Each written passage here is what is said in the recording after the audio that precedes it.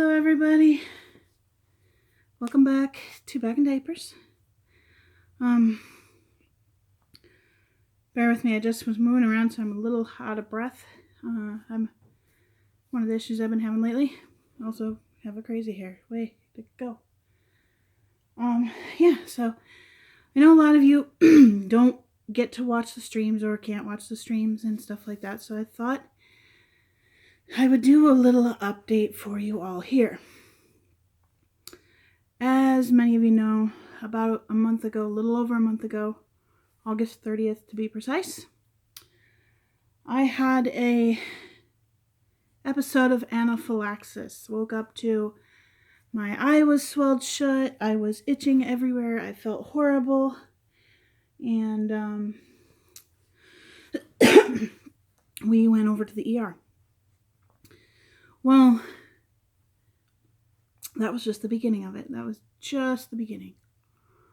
I proceeded to have, in the last month, 13 different reactions of anaphylaxis. And right away we, don't worry, this is from an IV, guys. It's not being, I'm not being harmed. And we started thinking, okay, what am I allergic to? Because I've had an anaphylactic reaction in the past twice to certain things. One of them was I touched the thorn of a rose, and one of them is some scented pine cones that were sold at the time. But those were obvious triggers. So we started paying attention very early on to whether or not something was going on. I got right into an allergist and into my doctor. And we figured out that we don't think it is an actual allergy. Because there's no correlation, like it's not if I eat a certain food, if I touch a certain thing. I hadn't changed anything in months as far as like hair care, face care, shampoo, all that. Nothing had changed. And diet had not changed. So I have been aware of this condition, as well as it was mentioned to me that maybe I have mast cell activation syndrome. And so basically mast cell activation syndrome is a pretty much system-wide, your whole entire body is affected by mast cells.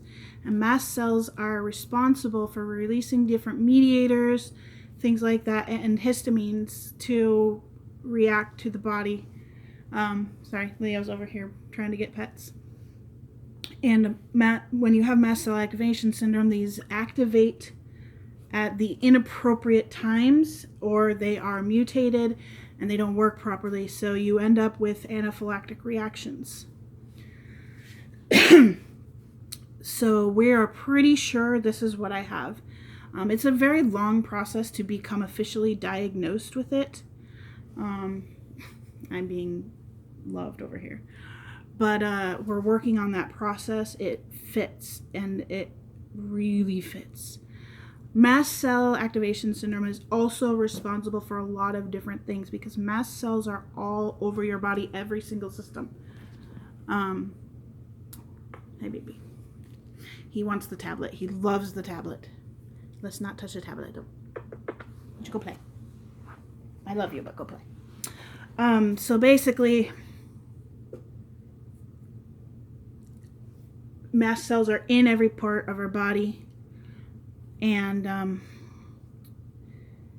it affects every single system. And for me, looking back at my history and looking at this mast cell thing, this could be the answer to almost everything outside of my genetic disease. This could be the answer to almost all of those things, from my enlarged spleen to my allergy to the cold and the snow, everything. It would explain just about all of it, including the migraines and the joint pain and all that stuff as well. So we did begin treatment as best as we could at this time, and with that, it's massive amounts of antihistamines and allergy meds and eventually mast cell stabilizers. Currently, I am taking 4 Claritin in the morning, Benadryl every 6 hours, and Xyzal at night, which is another allergy medicine. I am on 4 times the dose of Claritin and 3 times the dose of Xyzal and Benadryl just to keep these reactions at bay. When it comes to mast cell, like basically we have what we call our histamine bucket. And that bucket just fills and fills and fills until it overflows and you react. There are ways to keep these reactions more at bay, such as a low histamine diet, things like that. There are options that we have for treatment to help keep the episodes of anaphylaxis less often and less frequent. Don't sit on the tablet, dude. Here we go. There you go. Stay. But he just wants the attention. There's people out back, so he's a little nervous. But we're going to be looking into all of that as best we can. I am going to be seeing an immunologist out in Kansas City very soon. We're just waiting for all my records to get there and whatnot. But because of these reactions, I do have to. You cannot be on the tablet. Get down. Go play with your ball. Go get your toys. Because of these reactions, I do have to have an EpiPen with me at all times. I have had to use 6 of them in the last month. Yeah, it's been a little bit crazy. I've also gone to the ER 13 times now in the last, about a month. So it's been a little bit crazy. My veins are shot right now. I had a vein here that was given them, it's been doing most of the IVs right there. Been giving it to them really well. That vein has stopped working for the most part, just because there is so much scar tissue surrounding it. The vein is very, like the IVs they put in there are extremely positional. It works only if I'm like stretched out like that, and things like that. So my veins are becoming exceedingly fragile and upset. And this is because I've been having IVs on and off for years, to the point of, I can't even count. It's probably been thousands. So my veins are kind of shot. And with going in this week, we had 3 days in a row. So last night, the night before, and the night before that. And last week we had the same thing where we had 3 nights in a row of it. So it's been rough. It's been really rough. And, there's just not a ton we can do at this point other than to get me stabilized and figured out, which we're really working toward. As you can see from my face, I'm not doing real well. Currently, food is a very big problem. Right now, I can eat, I ate a slice of pizza today and it felt horrible. And it seems to be whenever I eat, at the end of the night when I eat again, that's when it's just like, nope, my body's like, no, we're full, we cannot use and take in any more histamines, we're gonna freak out. So eating has been a really big struggle for me, as well as the fact that I am reacting to water, not on my body mostly, but I'm reacting to drinking water. It's causing my mouth to break out in hives and stuff. It causes severe dry mouth and all the skin just peels. It's really not fun. And I've been having to test out different brands of waters to see what I can handle. I know for a fact I cannot handle any reverse osmosis water, which is what we have in our kitchen. So that is a problem. So I have been not hydrated as well as I should be. I am drinking things like Body Armor and Bolt, which is a Gatorade product. Gatorade, coconut water, whatever I can get in me to keep my hydration up. And it's not really as adequate as it should be. Food has been an issue. Everything's just been such an issue lately with that. So we're in the process of trying to figure this all out, trying to balance eating and drinking and reactions and stuff like that. As you can also see, I am very puffy right now. I have been on steroids for the last month, pretty much on and off, because of these reactions. Every time I go in, they put me on a new round of steroids, and it just so happened that it's been a month. Saturday is my last day of steroids. I'm only going to be taking them as needed, like when I have a reaction. And last night he didn't want to give it to me. He's like, no, I don't want to give you a steroid again when you're not, he's just like, no. So I appreciated that. So life has been so crazy, and it's all about adjusting to a new normal, and it's terrifying because it's literally life and death. Hannah checks on me every single morning before she leaves for work or school to make sure I'm not having a reaction before she leaves the house. They check in on me all the time, but it's pretty crazy. This puffiness, though, is driving me nuts. I'm so done with this. This is just a puff. It's called moon face, and it's a side effect. But that should start to go away soon, hopefully. The other thing that's kind of going on that's been a little bit worrying, and we're not sure if this is related to the meds that I've had to be on, like the steroid and the epinephrine, because I have a lot of epinephrine been going into my system for the last month. I have been having issues with tachycardia, fairly severely actually. Just taking a shower the other day, my heart rate jumped to 190. It then went down to 170, but excuse me. Anytime I'm up, even just sitting, my heart is pounding and fast, and it's just like, it's tiring. I also have passed out a couple of times, which is kind of scary.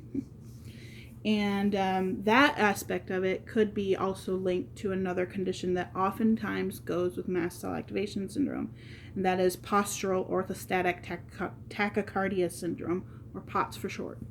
So we're probably going to look into that as well. We've already done a heart monitor test for 24 hours, and I might get the results of that today. I don't know, but it's a lot, guys. Medically, it's a lot. And I am shot. I'm exhausted.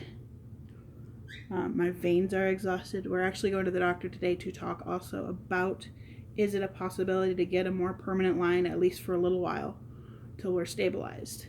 Because I, A, am not getting enough fluids and nutrients, and B, I can't keep getting poked like this. As you see, this vein right here, it was horrible. This was not even one they used. They poked me and it immediately bruised. So my veins have kind of said no, to the point of this vein that they used last night, it won't even let it in the vein all the way. It only lets it in a little bit, and we're struggling to keep that access. And with mast cell activation syndrome, a lot of people end up with a permanent port, so that they do have the ability to IV Benadryl when needed. Mind you, this is all being done with no insurance at this time. We are still working on disability. Hopefully this diagnosis will lend toward that even. So we will see what goes on. It's just been so stinking crazy. Other than that, this mast cell also affects my gut. Anaphylaxis affects your gut quite a bit. It's very painful when these flares happen. It's really, really painful.